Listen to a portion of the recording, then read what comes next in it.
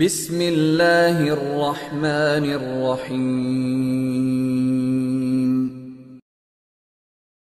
قرآن و حدیث بھرے پڑے ہیں ان ارشادات سے کہ خدا کے لیے مسلمانوں کے جھگڑوں کو کسی قیمت پر برداشت نہ کرو۔ جہاں کہیں جھگڑے کا کوئی راستہ پیدا ہو تو کسی طرح اس کو ختم کرانے کی کوشش کرو، اس کے جو اسباب ہیں ان کو زائل کرو، کیونکہ فرمایا کہ یہ دین کو بونڈ دینے والی چیز ہے یہ جھگڑے، فساد ذات البین۔ اس واسطے قدم قدم پر سرکار دو عالم صلی اللہ علیہ وسلم نے اس کا لحاظ فرمایا ایک حدیث میں کہ انا زعیم ببیت فی وسط الجنہ لمن ترک المراء وهو محق۔ سرکار دو عالم صلی اللہ علیہ وسلم فرما رہے ہیں کہ میں ذمہ داری لیتا ہوں، ضمانت لیتا ہوں اس شخص کو جنت کے بیچوں بیچ گھر دلوانے کی۔ اس سے زیادہ اور الفاظ تاکید کے کیا ہوں گے؟ سرکار دو عالم صلی اللہ علیہ وسلم فرما رہے ہیں میں ذمہ داری ضمانت لیتا ہوں کائیں کی کہ جنت کے بیچوں بیچ گھر دلواؤں گا اس شخص کو۔ کس شخص کو؟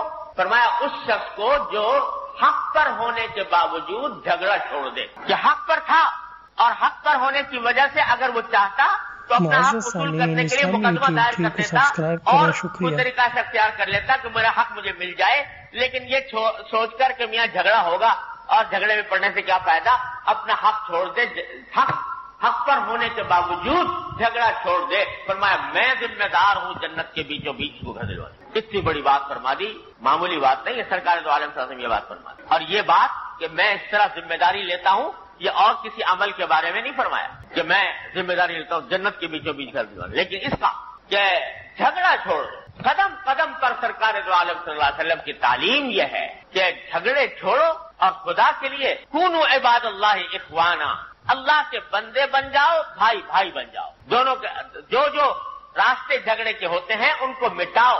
اللہ تبارک و تعالیٰ نے اس وحدت میں، محبت میں، اخوت میں ایک نور رکھا ہے، اس نور کے ذریعے انسان کی دنیا بھی روشن ہوتی ہے، آخرت بھی روشن ہوتی ہے۔ اور اگر جھگڑے ہوں، فساد ہو، منافرتیں ہوں تو ظلمت ہے، دنیا میں بھی ظلمت، آخرت میں بھی ظلمت، اور یہ دین کو بھون کر رکھ دیتی ہے۔ تو سرکار دو عالم صلی اللہ علیہ وسلم نے قدم قدم پر یہ فرما دیا، دیکھو کہ اذا التقى المسلمان بسيفيهما فالقاتل والمقتول كلاهما في النار۔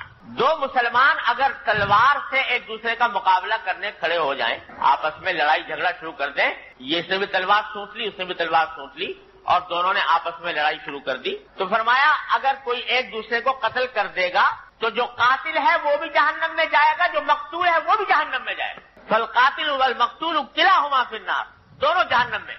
تو صحابہ کرام نے پوچھا کہ یا رسول اللہ قاتل کی تو بات سمجھ میں آ گئی کہ قاتل جہنم میں جائے گا، ایک مسلمان کو اس نے ناحق قتل کیا، مقتول کیوں جائے گا؟ تو سرکار دو عالم صلی اللہ علیہ وسلم نے جواب میں فرمایا کہ انه كان حريصا على قتل صاحبه، کہ وہ بھی اپنے دوسرے مد مقابل کو قتل کرنے کا ارادہ لے کر چلا تھا۔ تلوار تو اس لیے اٹھائی تھی کہ اگر میرا داؤ چل گیا تو میں مار دوں گا، وہ اتفاق سے داؤ اس کا نہیں چلا، دوسرے کا چل گیا، اس واسطے وہ قاتل بن گیا، یہ مقتول بن گیا، لیکن چلا تو تھا وہ بھی دوسرے کو قتل کرنے کے لیے، تو اس واسطے یہ بھی جہنم میں وہ بھی جہنم میں، الیاذ باللہ۔ تو اس لیے فرمایا کہ ہرگز کسی مسلمان کے ساتھ لڑائی کا یہ معاملہ نہ کرو۔ یہ فرما دیا کہ اگر تمہارے اوپر کوئی حبشی غلام بھی تمہارے اوپر امیر بن کر آ جائے، حاکم بن کر آ جائے، جس کے ناک کان کٹے ہوئے ہوں، بالکل ایسا جو ناکارا شخص، وہ بھی امیر بن کر آ جائے تو اس کے خلاف تلوار مت اٹھاؤ جب تک کہ وہ کفر بواح کا ارتکاب نہ کرے، اس کے خلاف نہ اٹھو۔ کیوں؟ اس واسطے کہ مسلمانوں کے درمیان جب تلوار اٹھاؤ گے تو کوئی تمہارا ساتھ دے گا، کوئی دوسرے کا ساتھ دے گا، اس کے نتیجے میں مسلمانوں کے درمیان مسلمان دو گروپوں میں تقسیم ہو جائیں گے، دو پارٹیوں میں تقسیم ہو جائیں گے اور ان کے درمیان منافرت چلے گی، اور مسلمانوں کے درمیان افتراق اور انتشار اور مسلمانوں کے درمیان ناچاکی، یہ سرکار دو عالم صلی اللہ علیہ وسلم نے کسی قیمت پر بھی برداشت نہیں فرمائی۔ فرمایا کونوا عباد اللہ اخوان۔ تو بھائی ہم لوگ جب دین کی بات کا تصور آتا ہے تو نماز روزے کا تو آتا ہے، صدقے کا آتا ہے، ذکر و تسبیح کا آتا ہے، تلاوت قرآن کا آتا ہے، الحمدللہ یہ بڑی اونچے درجے کی عبادتیں ہیں، لیکن سرکار دو عالم صلی اللہ علیہ وسلم فرما رہے ہیں کہ ان سے بھی اونچے درجے کی عبادت صلاح ذات البین۔ اور آج ہمارا معاشرہ جو ہے وہ نبی کریم سرور دو عالم صلی اللہ علیہ وسلم کے اس ارشاد سے اتنا دور چلا گیا کہ قدم قدم پر منافرتیں ہیں، جھگڑے ہیں، لڑائیاں ہیں، ناچاکیاں ہیں اور اس کی وجہ سے زندگی جہنم بنی ہوئی ہے۔